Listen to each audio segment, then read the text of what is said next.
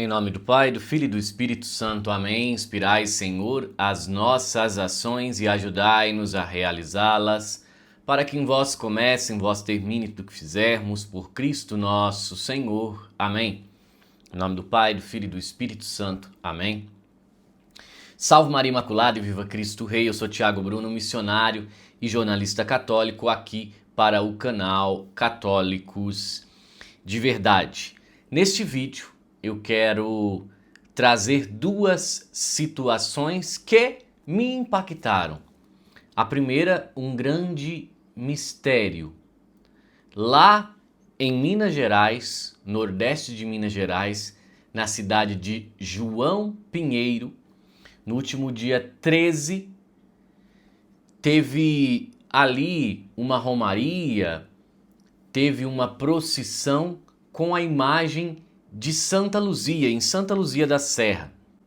Misteriosamente ou milagrosamente, fiéis relatam que essa imagem chorou, verteu lágrimas ali da imagem.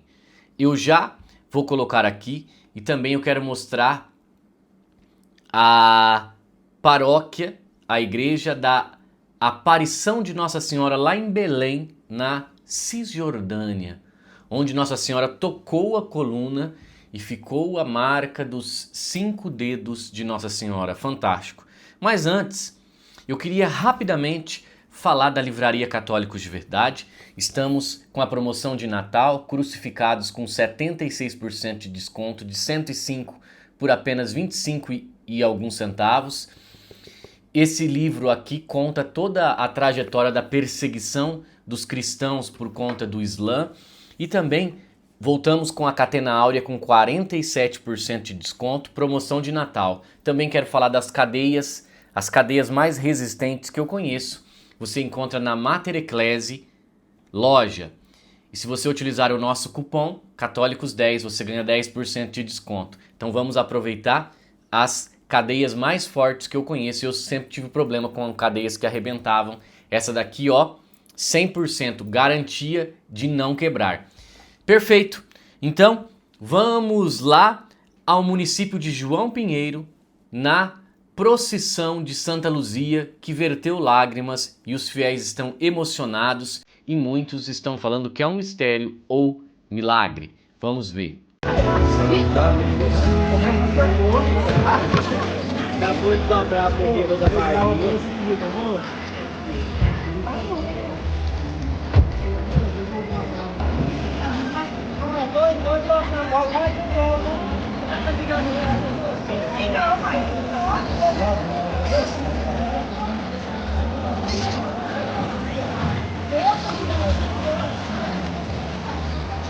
Só se lembrar,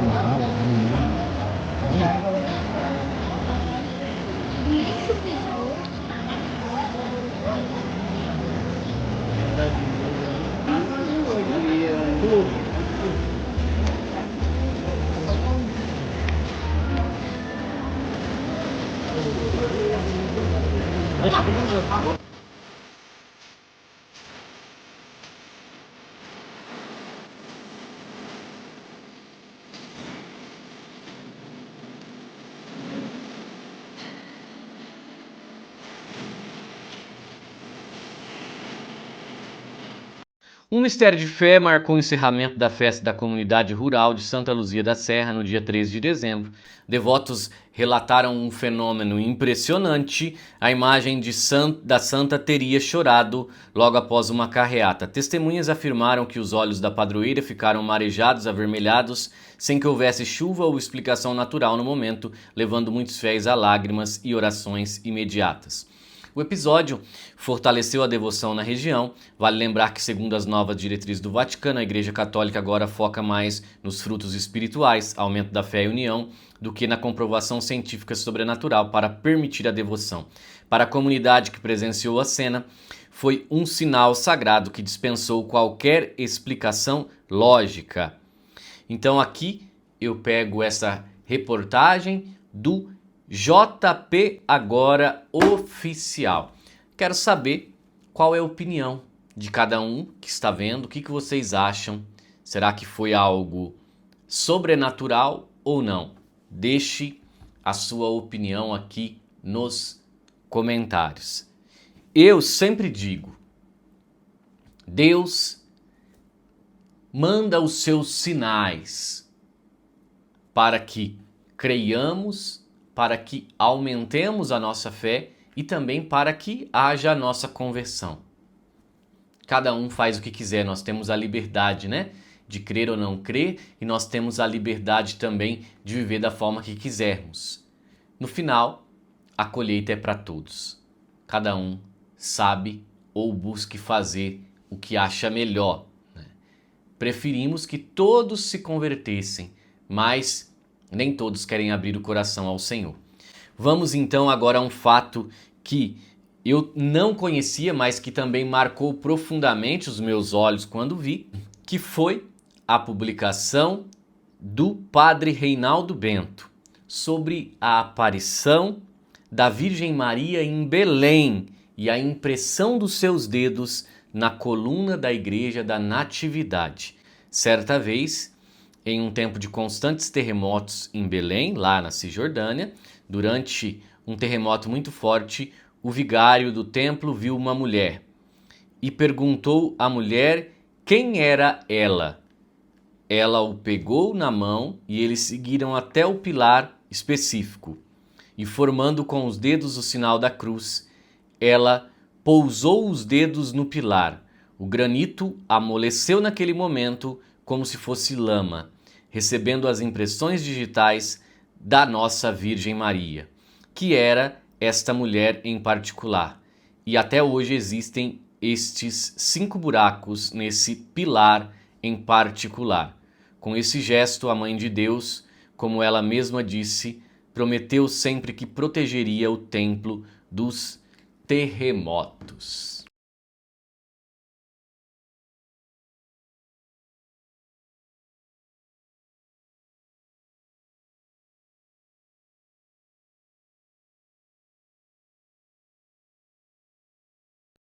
Olha, nós temos aí toda a história, nós temos aí fatos miraculosos, nós temos testemunhos e mais testemunhos que só comprovam que Jesus deixou uma igreja, que Jesus ele está na Igreja Católica, que Jesus ele está na Eucaristia, que Jesus sim quis deixar uma igreja. Ai, o que nós mais escutamos que os protestantes falam, né? Jesus não deixou placa de igreja. Óbvio, né? Os protestantes queriam que Jesus tivesse registrado o CNPJ da igreja em cartório. O CNPJ que Jesus deixou foi a tradição e o magistério que os protestantes insistem em ignorar, mas que hoje nós estamos vendo graças a isso aqui, ó, ao estudo, graças a estudar a história, graças a se atentar em fatos de muitos protestantes que intelectualmente retornam à fé católica. Ai, Tiago, mas eu tenho visto também católicos que deixaram a Igreja Católica, como Bento XVI dizia, nunca foram católicos. Nunca foram. Nunca estudaram. Nunca pegaram o catecismo na mão, daí você vai perguntar, eu era católico. Você era católico? Você ia na igreja? Ah, eu fui num velório, numa missa de não sei o quê, durante a Páscoa eu ia uma vez ao ano, sabe? Católicos que não eram comprometidos, que não viviam nada, aí tem uma experiência sensitiva, que arrepiou ou chorou porque escutou alguma coisa bonita. Ai, agora eu me encontrei com Jesus. Quando eu era católico, eu bebia, eu ia no bar, eu vivia errado. Gente, como? Ser católico é muito mais difícil do que ser protestante. Ser católico, você necessita, se for viver o catolicismo, ser aberto à vida, lutar contra os pecados mortais e também os veniais. E olha, eu falo isso e eu não falo, sabe? Eu não falo com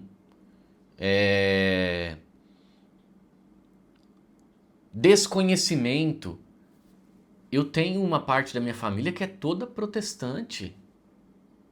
Mas hoje eu sinto compaixão de olhar e ver que eles vivem, sabe, com migalhas. Enquanto tem um banquete na Igreja Católica, eles vivem com migalhas. O que nós podemos fazer? Rezar pela conversão, não tem o que fazer. Porque enquanto a pessoa não abre a porta do seu coração para deixar a verdade entrar, isso não acontece. É o 8º sacramento, né? O sacramento da santa ignorância. Muitos estão ofuscados e são ignorantes, não compreendem. Mas nós, nos resta rezar e, quando tiver a possibilidade, pregar. Que Deus nos abençoe na defesa da fé católica. Salve Maria Imaculada e que viva Cristo Rei.